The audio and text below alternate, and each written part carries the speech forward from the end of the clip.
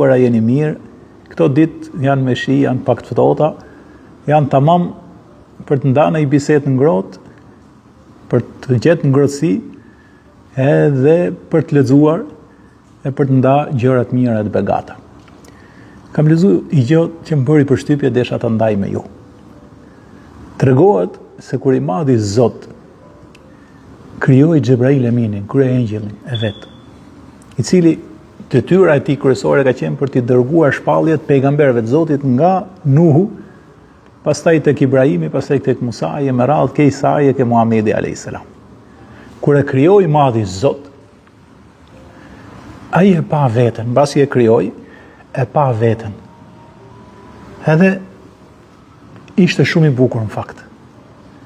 Dhe i drejtohet Zotit gjithësisë, i qofshim atij fal, edhe i thot: o Zot, a ke krijuar krijesë më të bukur se mua? Kështu e pyet drejt për drejt.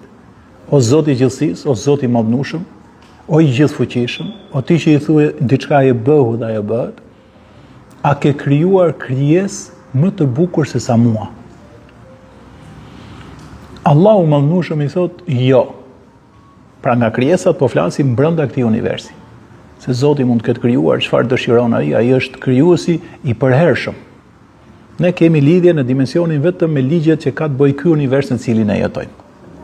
Tha, nuk kam kriju krijesë më të bukur se sa ty. Dhe Xhebrail Emini u kënaq shumë. Tha, o Zot, a më jep leje ti fal 2 rekat? Dhe Zoti i jep leje dhe tregohet që Xhebrail Emini bën faljen e 2 rekateve, po shumë bukur dhe shumë gjatë. Në këtë kohë njeriu s'ishte krijuar akoma, sepse engjëjt janë krijuar përpara njerëzve. Dhe i fal Xhebrail Emini 2 rekate, pra i falenderon Zotin, i bën ruku atij, i bën sejdë, e madhëron. Edhe mbasi mbaroi po kohë gjatë edhe shumë me përkushtim, shumë të bukura 2 rekatet që i fali dhe bëri falenderimin Xhebrail Emini. Kur mbaron, i thot Zotit: o Zot, ai kam fal shumë mirë dhe a jeti i kënaq me mua? Shife përgjigjen dhe këtë desha të ndaja me ju. I thot i madhi Zoti, qofshim atij fal, i ke fal, o Xhebrail, 2 rekatet shumë mirë. Por do krijoj unë një krijesë në të ardhmen, të cilët njerëz, burra apo gra qofshin ato, do t'i falin dhe ato 2 rekat shumë më shkurt, vetëm disa minuta.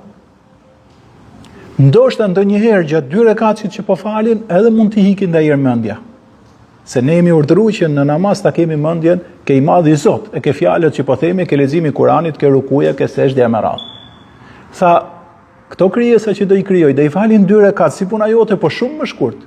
Çështje sekondash, minutash, varet se sa njeriu është i përkushtuar në ato 2 rekat.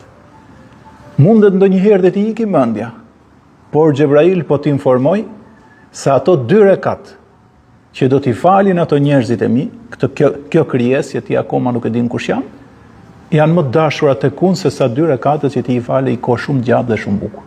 Dhe u çudit Xhebrail Emini. Dhe i tha, o Zot, po si shpjegohet ato do falen shumë më shkurt se sa unë? Unë një krijesë më e bukur e jote, janë pamje të jashtme.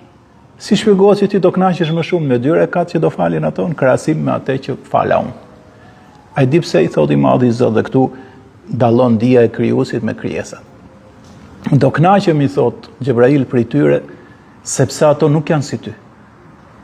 Ato do të kenë një pasion të nxehtë, të madh, që i cyt ato që mos të falin dhe mos bëjnë vepra të mira. Ato unë do t'i sprovoj, do t'i çoj në një botë që është toka në fakt që ne jemi, do t'ja bëj atë të zbukuruar, dhe ato do ta kenë sprov mirësitë e kësaj bote për ta harruar Zotin duke u dhënë të këto mirësi. Unë, tha, do t'i vendos atyre shejtanin e mallkuar që t'i cysi për mos t'u fal dhe për mos të bërë vepra të mira. Dhe përveç kësaj, vetë nga ato krijesa, pra njerëz, do t'jenë që do të sprovojnë njëri tjetrin për sa i përket besimit dhe namazit. Unë kënaqem me 2 rekat që do t'i falin këto, në krahasim me 2 rekatet që falet ti, vetëm për një arsye të vetme, sa ato do t'jenë në sprov, kurse ti o Xhebrail nuk je i sprovuar. Edhe me vërtet kështu erdhi situata, vëllezër e motra të nderuara, i madhi Zot krijoi Ademin alayhis salam, pastaj krijoi njerëzimin deri sot që ne jemi afërsisht 7 milionë gjys deri në 8 miliard njerëz. Edhe këto 2 rekat, kushdo që i fal besimtar apo besimtare e ndershme qoftë, apo veprat mira të tjera ke Zoti i gjithësisë janë shumë të pëlqyeshme. Pse? Sepse ne kemi pasionin që don të na çojnë rrugë të gabuar, ne kemi ngaherë mendime jo të sakta, të cilat mund na bëjnë që të largohemi nga besimi, mos bëjmë vepra të mira, mos t'i falemi Zotit të gjithësisë, apo mos ta agjërojmë, apo mos të respektojmë prindrit e me radhë. Dhe ne kemi shejtanin e mallkuar që cyt, po ka edhe nga njerëzit të cilët ngaherë bëhen pengesë për t'u bërë vepër mirë dhe për t'u falë të madhit Zot. Dhe thënë dietarët e Islamit, kjo sprovë dhe këto sprova që ne kalojmë duke adhuruar Zotin, na mundsojnë neve që t'jemi më të mirë se engjëjt kur bëjmë vepra të mira me besimin ke i madhi Zot. Pra, sa herë të falesh, sa herë të bësh i vepër të mirë, dije se Zoti i gjithësisë kënaqet shumë, se e din që ti je në sprovë, se vetë ka krijuar dhe vetë i ka krijuar sprovat, dhe qofse ti i kalon dhe e madhëron Zotin, atëherë dije se ke bërë një vepër shkëlqyeshme që Zoti do ta shpërblejë në këtë botë edhe me xhenet inshallah në botën tjetër.